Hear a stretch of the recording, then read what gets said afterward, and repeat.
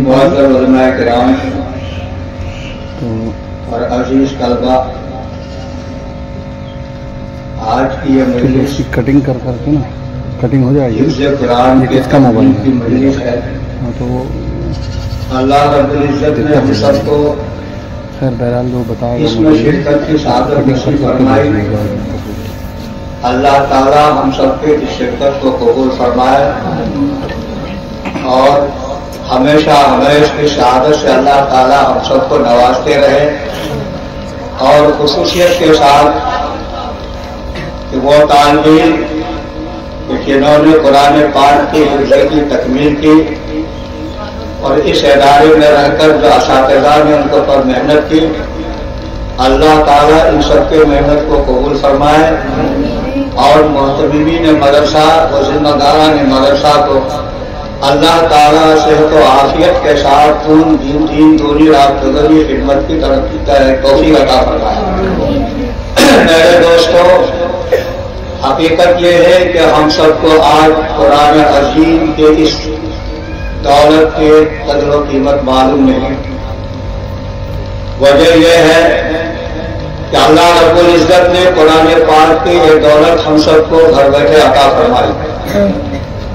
इस दौलत के हासिल करने के लिए, इस नियामत के वसूल करने के लिए हम सबको कोई जद्दोजहद नहीं करनी पड़ी, कोई मेहनत नहीं उठानी पड़ी, कोई मुशक्कत उठानी नहीं पड़ी और इसके लिए कोई कुर्बानी देनी नहीं पड़ेगी। इस वजह से आज हम और आपको इनकी कदर कीमत मालूम नहीं। इसकी कदर कीमत साहबे कराम रिज़वानुल्लाह ताला अलैहिम से पूछिए कि जिन्होंने एक एक आयत को हासिल करने के लिए अपनी जान की, माल की, खानदान की कुर्बानियां ऐसी की है कि जिसकी मिसाल मिलनी मुश्किल है।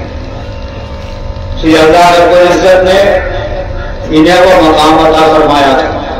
साहबे कराम एक एक आयत को सीखने के लिए ऐसी मेहनतें उठाई, ऐसी मुशक्कतें बर्दाश्त की कि जिनका हाल हम और आपको मालूम है। हमारे सामने मदरसा खुला हुआ है, कुरान पाक मुजल्लद शक्ल में मौजूद है। आज उम्मत पढ़ने के लिए अपने दिलों के अंदर इसकी अहमियत पैदा नहीं करती। इसलिए मेरे अजीज तलबा, अल्लाह ताला ने आप लोगों को इस कुरान पाक के हिफाजत के लिए चुन लिया। कुरान अजीज के अंदर फरमाया गया कि सुम्मा और उसने किताब अल्लज़ीना इस्तफ़ैना मिन इबादिना, कि हम अपने बंदों में अपने किताब का वारिस उन्हीं को बनाते हैं कि जो हमारे चुने हुए बंदे होते हैं। अल्लाह रब्बुल इज़्ज़त ने इसलिए फरमाया कि इन्ना नहनु नज़्ज़लना ज़िक्र व इन्ना लहु हाफ़िज़ून, हम ही ने इस किताब को, इस नसीहतनामे को उतारा है और हमारे ज़िम्मे इनकी हिफाजत है। अजीज बच्चों, उलमाए किराम ने कुरान पाक के बहुत से सिफाती नाम क्या है कि गिनवाए हैं, लेकिन कुरान पाक के दो जाती नाम, एक तो कुरान और एक किताब, दोनों को कुरान पाक के अंदर क्या है कि बयान किया गया है। एक मकाम पर है इन्ना हाज़ा कुरान लिल्लती यहदी लिल्लती हिय अक़वम, यहाँ पर कुरान पाक का यह नाम कुरान के साथ जिक्र किया गया। और दूसरा नाम किताब है, ज़ालिकल किताब, यह नारे बफी, यहाँ कुरान पाक का दूसरा जाती नाम किताब बयान किया गया।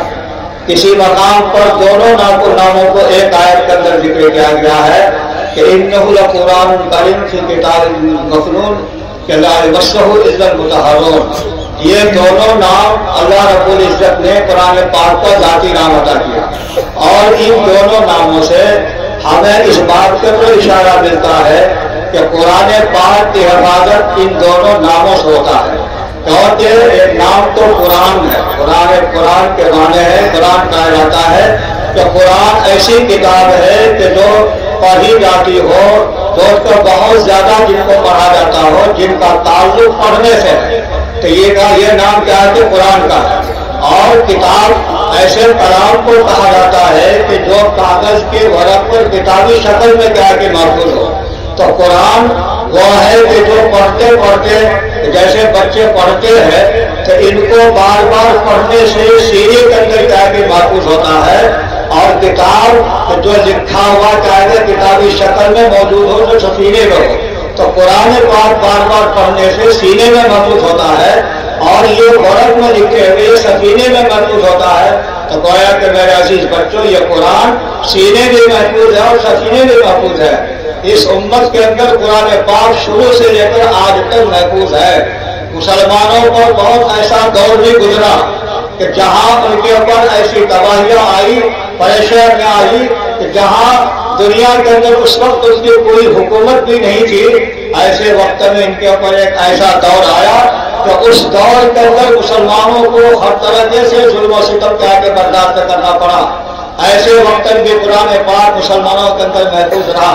ایک وہ دور آیا فتنے کا، تاتاری فتنے کا دور آیا۔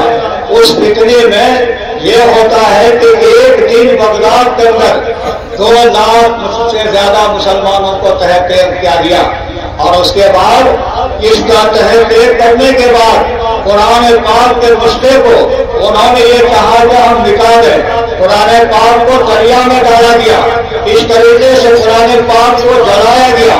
میرے بزرگوں دوستوں، مسلمانوں کا خون اس طریقے سے بہایا گیا کہ دریا کا پانی سرخ رنگ کا ہو گیا۔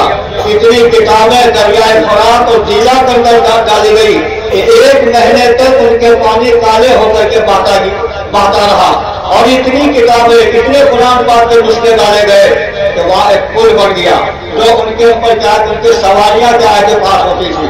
کہ یہ قرآن پاک کے ساتھ ان کیا ہے کہ کافروں نے یہ سلوک کیا، یہ چاہا کہ ہم قرآن پاک کو کیا ہے کہ دنیا سے مٹا دیں، ختم کر دیں۔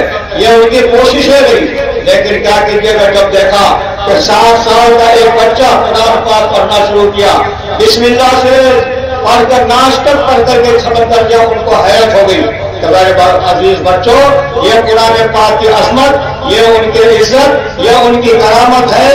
کیا کفر نور خدا کفر کی حرکت طے کرتا کر ٹھوکوں سے یہ چراغ بجھایا نہ جائے گا۔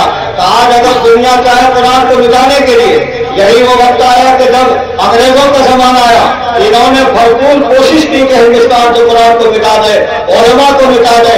علماء نے قربانیاں دی، حفاظ نے قربانیاں دی، ان کی قربانیوں سے آج یہ قرآن پاک ہم تک پہنچا ہے، ان اسلاف کی قربانیوں سے ہمارے تک پہنچا ہے۔ آج ہم قربانیاں دینے کے لیے ان کے اندر پیچھے ہیں، اور ہمارے بچے، ہمارے سماج، ہمارے ماحول میں آج قرآن پاک کے تعلیم کی کیا اہمیت نہیں ہے۔ اس لیے آج وہ بچے خوش قسمت ہیں، وہ بچے مبارکباد ہیں کہ جو مدرسے میں رہ کر قرآن پاک کی تعلیم حاصل کرتے ہیں، جو ان اساتذہ کے سائے میں رہ کر قرآن پاک کے حفظ کرتے ہیں۔ اور آپ نے قرآن پاک کے حفظ کے بارے میں حافظوں کا آپ نے ان کا مقام اور مرتبہ کو بارہا بیانات کو سنا ہوگا کہ ان حافظوں کا اللہ کے نزدیک کیا مقام ہے، ان کا کیا مرتبہ ہے، کتنے لوگوں کا میدان محشر میں یہ حافظ قرآن سفارش کریں گے، علماء اعلان کتنے لوگوں کے سفارشی کریں گے۔ اس لیے میرے عزیز بچوں، آج ان بچوں کے قرآن پاک جنہوں نے حفظ کو مکمل کیا ہے، ان کے حفظ کو دیکھ کر ہر ایک کے اندر ایک شوق اور جذبہ پیدا ہونا چاہیے، ہر ایک کا عزم ارادہ ہونا چاہیے کہ ہم اگر دنیا کے اندر جیئیں گے، دنیا کے اندر رہیں گے، تو قرآن سے میرا تعلق، قرآن سے میرا واسطہ، قرآن سے میری نسبت ہوگی۔ ہم حافظ قرآن بنیں گے، عالم قرآن بنیں گے، تو قرآن پاک کے کوئی الفاظ کی حفاظت کرنے والے بنیں گے، تو قرآن پاک کے معنی کی حفاظت کرنے والے بنیں گے۔ ہر طرف سے قرآن پاک کی حفاظت قیامت تک ہوتی رہے گی، اور قیامت تک دنیا کی کوئی طاقت قرآن کو مٹا نہیں سکتی ہے۔ اس لیے میرے عزیز بچوں، ان کے لیے تیار ہو جاؤ، آمادہ ہو جاؤ۔ اب آپ یہ بیان کرنے کے نہیں کہ 5 منٹ کا یہ بات ہے کہ 5 منٹ میں کچھ کہہ دیجیے، تو میں ان حضرات کا خصوصیت کے ساتھ مدرسے کے بانی اور محتمین حضرت مولانا کبیر الدین خاران صاحب کے لیے مبارکباد دیتا ہوں۔ اللہ ان کے صحت و عافیت کے ساتھ زیادہ سے زیادہ مدارس کی خدمت کی اور دین کی خدمت کی توفیق عطا فرمائے، اور عزیز محترم مولانا ارشد کبیر صاحب اللہ تعالیٰ ان کو بھی اس میدان کے اندر مجاہد سے مجاہد بنائے، تاکہ یہ زیادہ سے زیادہ اپنے قدم کو اٹھائے اور دین کی خدمت کرتے رہے، اور قرآن کی تعلیم کو، قرآن کی عظمت کو آگے بڑھاتے رہے۔ اللہ تعالیٰ ہر ایک کو قبولیت سے آگے نوازے۔ وما وآخر دعوانا الحمد للہ رب العالمین۔